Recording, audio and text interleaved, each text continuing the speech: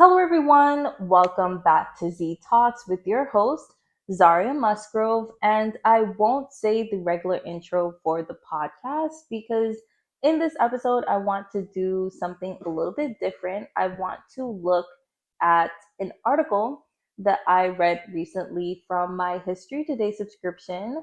And yes, I'll look into the article and what it says, but also how the article has encouraged me to pick up reading a book that I stopped reading earlier on in the year, and also some insights that I have gotten into the book since I started reading it again from classes. Because if you don't know, I am now in London and I am back to school. Even though I told myself I'll never be back in school, I'm back in school doing my master's at the LSE, and I have gained some tidbits into the book that I have started reading again, which is making it more enjoyable this time around. And if you want to know what the article is, what the book is, and what the tidbits are, you gotta stay tuned. So, without further ado, let's get into it.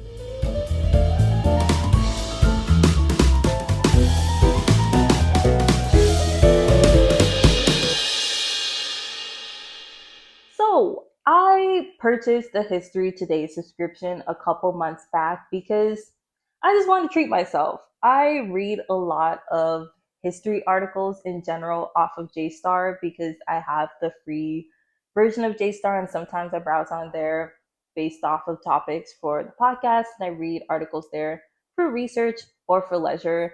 But I wanted a dedicated subscription for myself just to read a more curated list of articles that I could enjoy. So I purchased the History Today subscription, and they publish a monthly magazine. This is not promo for History Today. This is just my genuine love for it. They publish a monthly magazine that you can get at regular corner shops in London, as well as I think Waterstones. They have it there as well. You can just get the monthly magazine, but I wanted it electronically, so I have access to all of the magazines they have ever published on the archive on the History Today app, and just access to articles that they might just post on a regular. So I was browsing through the app recently, and I came across an article that really interested me because it had the word Caribbean in it. And the title of the article Is Caribbean History Key to Understanding the Modern World? Now you can see how I was interested in this article, so I immediately clicked on it because a lot of people forget about the Caribbean. We are always in the back and never in the front. And for this article to suggest that the Caribbean in some way, shape, or form is the key to understanding history, I was bought in hook, line, and sinker. And the article did make a lot of good points, which I will dive into, but I will just say the limitations of this article is that it assumes that the Caribbean is Haiti.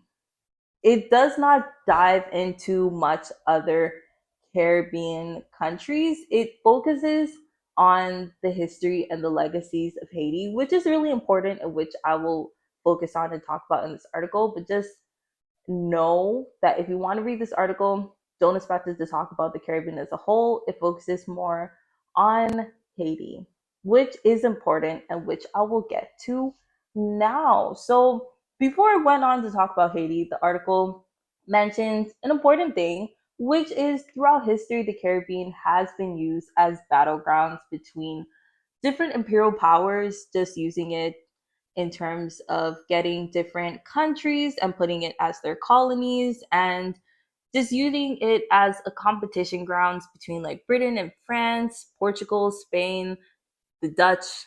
They have been in a competition with each other and using the Caribbean as their grounds to make out and put out their imperial competitions. So they put this forth as the reason why the Caribbean has been a central stage to understand the bigger, I would say, the bigger happenings of the wider world, which I agreed with, but I didn't want to agree with too much because the Caribbean, in and of its own right, has its own history outside of just being a central stage for other imperial powers. But then it put forth an argument which I really did agree with, which is the fact that the Caribbean was the birthplace of modern anti colonialism with Haiti. So if you don't know, Haiti was the first country to successfully have a slave revolt. And the article talked about not only the slave revolt of Haiti with Toussaint Louverture, but also the history of it with the Maroons. Now, when I was reading this article, I thought to myself that I actually had some background knowledge into the Maroons, but I couldn't place where I had read it before. And thank goodness that I annotate my books because went through this book because I thought to myself, if I had read any information on the Maroons in Haiti before, it must have been from the Black Jacobins by CLR James. And it was. And because I annotate my books, I was able to flick through, look at the annotations, and immediately find that on page 17, it talks about the Maroons. And for context, I will read a little quote which lets you see why they are important into the article's argument of Haiti being a pioneer of anti colonial movements. So, start of quote is those whose boldness of spirit found slavery intolerable and refused to evade it by committing suicide would fly to the woods and mountains and form bands of free men, Maroons, end quote. So basically, this book is providing context and stating that the Maroons were a band of people that basically fled the plantations in Haiti and banded together to form their own band of free slaves in the mountains and away from the plantation owners. And they would basically fight guerrilla warfare against the plantations in a fight against slavery as an institution.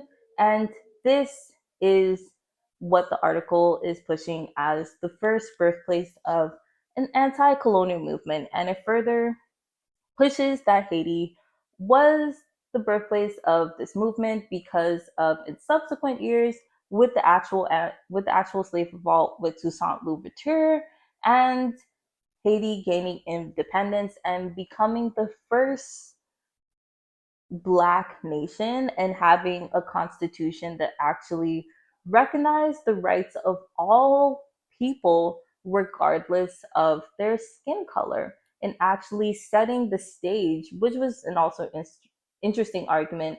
It set the stage for citizenship rights. So that was interesting because in terms of citizenship rights as we know it, citizenship would go to everyone, not just the people that were white.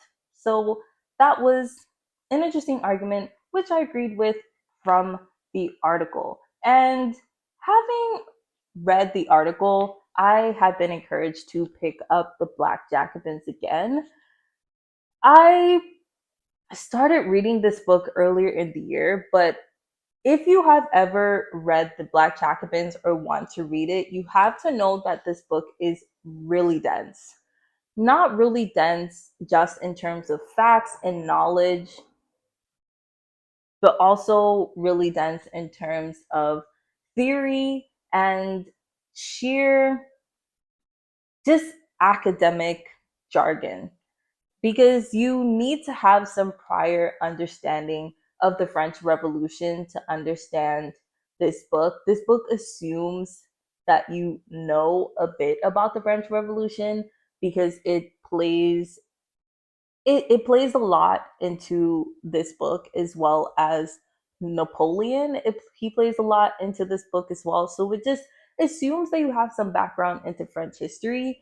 And if you're like me and you don't, it is a little bit more difficult because you have to do research alongside reading this book in order to get a fuller understanding of it. And even outside of that, the history of Haiti is really complex. There are a lot of racial classes that play into the book that need to be understood in order to have a full understanding of it. And those, just that complex understanding and need to understand was really daunting for me and made me stop the book earlier this year. But since studying again and since starting my master's, I have been more inclined and encouraged to pick this book up because I read a lot of academic literature on a day to day basis, which forces my mind to think academically. Therefore, I feel more prepared in reading this book now, and I am finding it more enjoyable, honestly. This book is more enjoyable the second time around.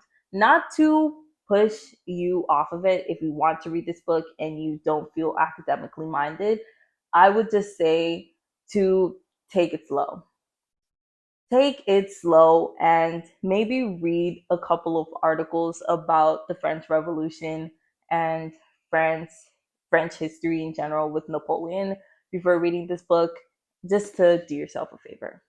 But outside of that, another reason that I have been encouraged to read this book in doing classes is that I recently took a class like 2 weeks ago, which is ironic because the class literally talked about this book and it talked about the Haitian Revolution. And I found out a fun fact, which well, not a fun fact, it's a really dark and depressing fact, but a fact nonetheless that I want to share with you guys. And the fact is that when Haiti gained independence, the French king would not recognize Haitian independence or recognize Haiti as a country if it did not pay an indemnity, which is basically an amount to the French government. And this indemnity was basically kind of reverse reparations because since there were plantations on Haiti and the people and the rich from France was in Haiti, just exploiting the slaves and getting a lot of free labor. A lot of the industries collapsed on Haiti after the revolution, and the slave owners thought that they were owed these reparations because they lost a lot of money and now slaves were not free. You had to pay for people to work. And because of this, the French government actually made Haiti pay them the exact amount. I think is 150 million francs.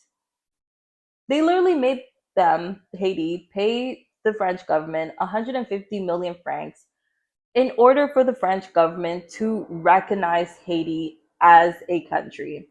And what was ironic about this, because I knew about this indemnity before my professor mentioned it in class, but what I didn't know was that for the first two payments for Haiti to pay this indemnity back to France, they actually had to borrow money from French banks in order to pay the French government.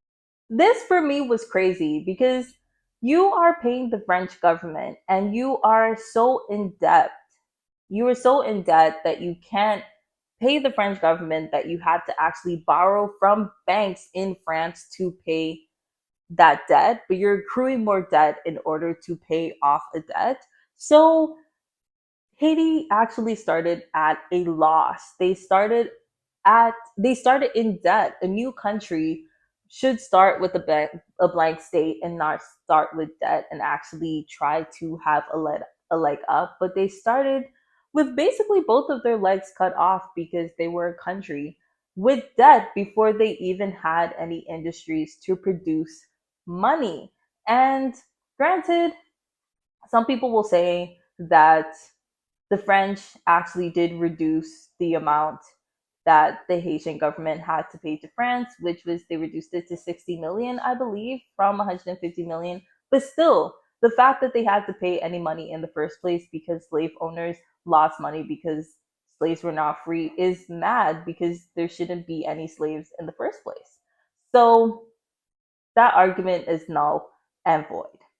But I digress. And another tidbit from this was that the loans that the Haitian government took out to pay the French government weren't paid off until 1947. So the last payment that Haiti paid to France on the indemnity was in 1838. But in order to pay this indemnity, the Haitian government had to take out a lot of loans because they didn't have the industry or the money to pay it right out of pocket. So the loans that they took out to pay the loan wasn't paid off until 1947. And you can see how being in debt, like that amount of debt, regardless of the other debt that they would have taken on outside of this indemnity, would have set the Haitian government and Haiti as a country back a lot. And 1947 is not that long ago. There are probably some people still alive and kicking that were probably born in that time. That is not a long time ago. So, yeah, that was just a tidbit that I wanted to share with you. And all of these tidbits from the article and really stressing about the Maroons and their place in the anti colonial movement before the Haitian Revolution, as well as the tidbits I learned from class, is forcing me to pick up the Black Jacobins again, and I will read it. There will be no DNFing this book. This book will be read by me. And when I read it, I will come back and give a full detailed rundown on this book. It will probably be one of my longer episodes because there is so much to say about this book. I'm only about 65 pages in right now, and I'm already flooded with information. So watch out for when that episode drops because it will drop. Don't expect it to drop this year, though. I'll tell you the truth. This book is really dense. Even though I'm committing to reading it without DNFing it, there will not be an episode this year on this book. So don't look for it. Next year, though, I got you. Next year, I got you with an episode on the Haitian Revolution and a bit about the author, CLL James, because he's an interesting character in and of himself. So stay tuned for that episode next year. But obviously, if you want to watch an episode from me before next year, you can wait about 2 weeks to watch another episode on the podcast. But if you can't wait 2 weeks and you want to see more of my face, you can head to Instagram and YouTube just to see what I'm posting during the week. It's also history and book related stuff. But for some reason, if you don't want to follow the socials, you can just wait another 2 weeks for another episode on C Talk.